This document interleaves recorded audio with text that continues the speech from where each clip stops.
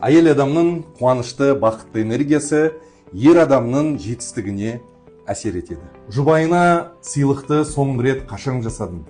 Отбасылық коуч ретінде ерлі зайыптылардың қарым-қатынасына бұл маңызды екенін бөлісіп келемін. Әйел адам гүлдей.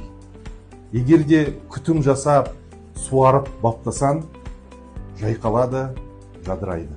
Сол себепті жан жолдасыма сыйлық жасау үшін Таннур косметиксқа келдік. Мен талғамы жоғары, өзіне ұнайтын косметика. Жаке, рахмет, Алла разы болсын. Көз қуанышыңыз болды, Аллах нәсіп етсін. Ер азаматтар осылай жомарттықпен сыйлық жасап жүре берейік. Жан жолдастарымыз өздеріне күтім жасап, бағалап, Таннурмен бірге нұрланып, көз қуанышымыз болсын. Жеңімпаз жанұялар көп болсын.